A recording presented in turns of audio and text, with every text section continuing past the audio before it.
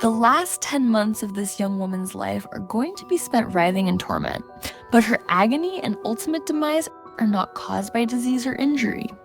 You see, she's being given an exorcism, and ultimately, those administering it would be charged with her death. But are they guilty of murder? Or is the real culprit the devil himself?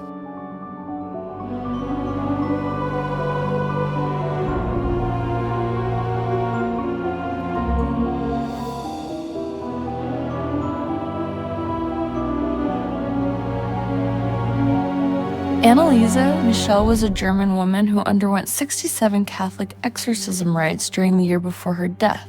She was diagnosed with epileptic psychosis and manic depression bipolar disorder and had a history of psychiatric treatment that proved ineffective. When Anneliese was 16, she experienced a seizure and was diagnosed with psychosis caused by temporal lobe epilepsy.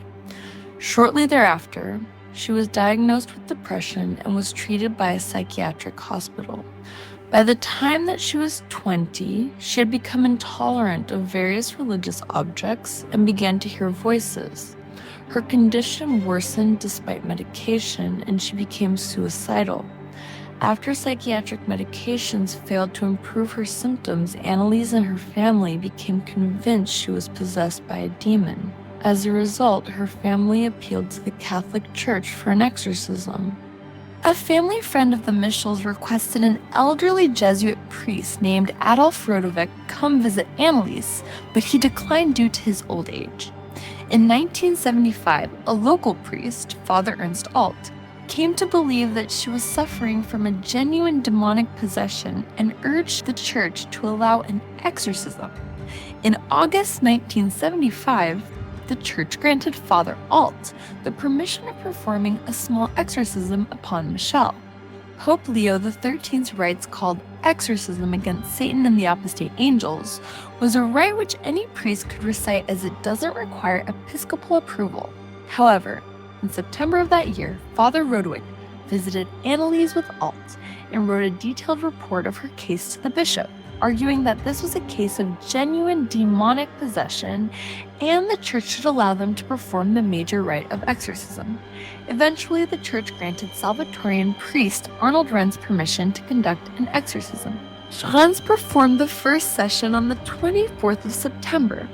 Her parents stopped consulting doctors at her request and relied solely on the exorcism rites.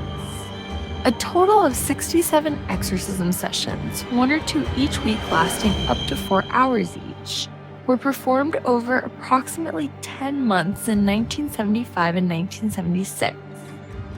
Anneliese stopped eating food and died of malnourishment and dehydration after 67 exorcism sessions. Anneliese's parents and the 2 Catholic priests were found guilty of negligent homicide and were sentenced to 6 months in jail, reduced to 3 years of probation, as well as a fine.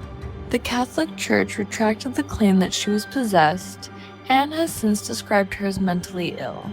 Several religious horror films are based on Anneliese's story, including the 2005 film The Exorcism of Emily Rose, the 2006 film Requiem, and the 2011 film Anneliese, The Exorcist Tapes. Anneliese's mother stated that she did not regret her actions, saying, "I know we did the right thing because I saw the sign of Christ in her hands."